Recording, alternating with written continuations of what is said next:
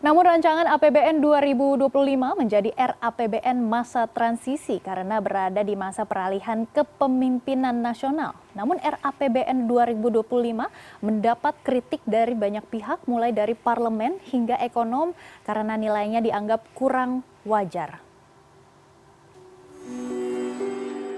Dalam asumsi makro 2025, nilai tukar rupiah sebesar Rp16.100 per dolar Amerika, sedangkan defisit anggaran 2,53% dari PDB. Menteri Keuangan Sri Mulyani menjelaskan angka tersebut sudah melalui rapat bersama Bank Indonesia dan perhitungan potensi pendapatan dan rencana belanja negara. Pendapatan negara diestimasi sebesar Rp2.996 triliun yang terdiri atas pajak sebesar Rp2.490 triliun dan bukan pajak Rp595,4 triliun. Sedangkan belanja negara direncanakan sebesar Rp3.613 triliun. Pembiayaan anggaran 2025 ditetapkan sebesar Rp616,2 triliun. Tapi overall dari APBN ini pemerintahan bisa berjalan dan prioritas-prioritas penting tetap jalan.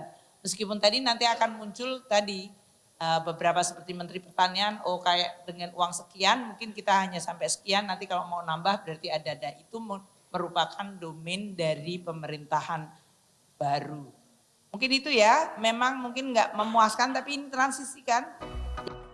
Menurut ekonom Indef, Eko Listianto, asumsi nilai tukar tidak relevan di tengah penguatan rupiah saat ini yang berada di level Rp15.500 per dolar Amerika. Hal lain yang perlu dicermati adalah imbal hasil atau yield obligasi pemerintah 10 tahun sebesar 7,1%. Dinilai jauh lebih tinggi dari APBN sebelumnya dan akan membuat perbankan berbondong-bondong mengejar untung dari obligasi. Akibatnya, perbankan bakal enggan untuk menyalurkan kredit kepada masyarakat. Di sisi lain, indikator pembangunan, Eko Listianto mengkritisi kenaikan belanja pemerintah sekitar Rp300 triliun dibandingkan APBN 2024 tidak diikuti target penurunan kemiskinan hanya di kisaran 7-8% atau tidak jauh berbeda dari target 2024. Ujung dari persoalan dari strategi APBN itu harus bisa menyasar kepada 3 persoalan utama. Kemiskinan, pengangguran, dan ketimpangan gitu loh. Kalau target-targetnya itu tidak banyak berubah, yang ngapain belanjanya harus dinaikkan gitu loh. Yang ujung-ujungnya penerimaannya kan dinaikin juga kan gitu ya. Ujung-ujungnya pembiayaan nambah kan gitu. Iya, itu kan harusnya logikanya begitu gitu loh. Harusnya masih ada upaya-upaya yang bisa didiskusikan. Ini saya rasa DPR harus lebih kritis ya menyikapi dari sodoran RAPBN dari asumsi makro tadi begitu. Sementara itu, Komisi 11 DPR RI menyoroti penurunan kemiskinan ekstrim itu juga sebaiknya bukan akibat dari guyuran perlindungan sosial dan subsidi dari pemerintah, melainkan berasal dari pemberdayaan melalui pemberian lapangan kerja dan kewirausahaan.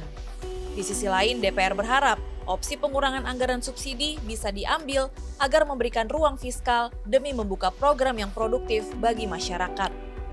DPR cukup mengapresiasi defisit anggaran di 2,53% dari PDB, yang artinya memberikan kesempatan bagi Kabinet Prabowo Gibran melakukan valuasi pada setiap dinamika ekonomi.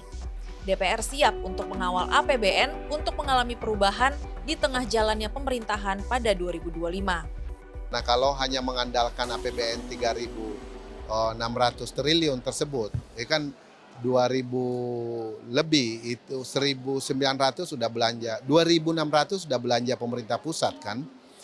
TKD-nya sendiri 919 triliun. Jadi kita mau melihat sejauh mana akselerasi kebijakan yang sudah dilakukan selama 10 tahun melalui pembangunan infrastruktur konektivitas itu. Daya saing ekonomi kita naik dari 44 menjadi 27 peringkatnya. Kemudian bisa mendatangkan investasi dan mengurungkan angka pengangguran. Eko Listianto dari Indef menambahkan program makan bergizi gratis jangan sampai makin memperlebar defisit anggaran. Kementerian dan lembaga negara juga sebaiknya melakukan efisiensi anggaran seperti mengurangi rapat dan perjalanan dinas serta mengoptimalkan digitalisasi untuk mengurangi mobilitas. Tim Liputan CNN Indonesia.